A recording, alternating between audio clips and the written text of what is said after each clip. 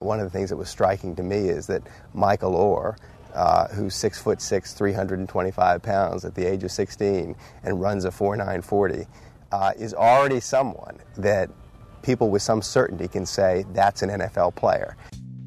Michael Orr spent the first 15 years of his life foraging for food, foraging for rooms to sleep in one of the poorest neighborhoods in America, in inner city Memphis. It just so happened he talked his way into someone's house and was sleeping on the floor when the father in that house decides to take his own son to this Christian school on the outskirts of town and try to enroll him there. And since Michael happens to be living with him, he takes Michael too. Serendipitously, Michael ends up attending this Christian school. The Christian school takes him in and then realizes they made a huge mistake because he's a sophomore in high school and he can't read. He's actually basically never been in a classroom. In his class is an adorable 15-year-old girl named Collins Toohey, who goes home and tells her father about this odd, huge guy who's joined their class. Everybody's terrified of him because he doesn't say a word to anybody. He just wanders the halls. Sean Toohey, Collins' father, makes some effort to get to know Michael. He realizes that Michael is hungry all day because to the extent he's gone to school, it's been public school. In public school, they give you lunch for free. And Michael has no money to buy lunch. So Sean is buying him lunch. And then one day, it's actually during Thanksgiving break, and it's snowing in Memphis. Sean and his wife Leanne are driving down the street, and they see Michael get off a city bus in front of them in the snow, wearing shorts and a t-shirt and nothing else. And Sean just points to him and says, "That's that kid that Collins has been talking about in her class." And Leanne says, "Pull over." They ask him what he's doing, and he says he's going to the school gym.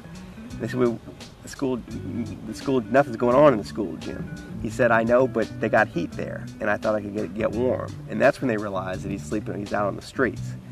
And Leanne Toohey gets very upset that he's in these conditions, and she says, "Get in the car." She takes Michael shopping for clothes. She realizes there are no clothes in Memphis that fit him. She ends up sending his dimensions to a friend who plays on the Washington Redskins. It's a quarterback, Patrick Ramsey, and says, "Here, get some hand-me-downs from some of your linemen because I can't find anything that fits him."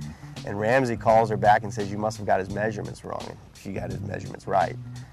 And he says, "Leanne, we don't have anybody on the Washington Redskins who's as big as he is." So she says, "This is going to be my problem. I'm going to take over." And she brings in tutors. She moves him into their house. And, 6 months later, she's got him reading. She's got him functioning at school. She's got him on the football team. And she's got a new member of her household. I mean, there's nowhere else for him to go. And so he becomes very gradually a member of their family. And a year later, they end up adopting him. One of the things that have been astonishing to me to watch is Michael's intellectual development, because everybody's focused on his athletic ability. But even more remarkable in a way is what's happened to his brain. Because it's generally believed that you take a 15-year-old kid who's been completely unnurtured and who can't read and write, and it's too late. By his senior year, he was making the honor roll at the Christian school. He made the dean's list at Ole Miss. His brain has awakened in some way, and it's done it at a surprisingly late age.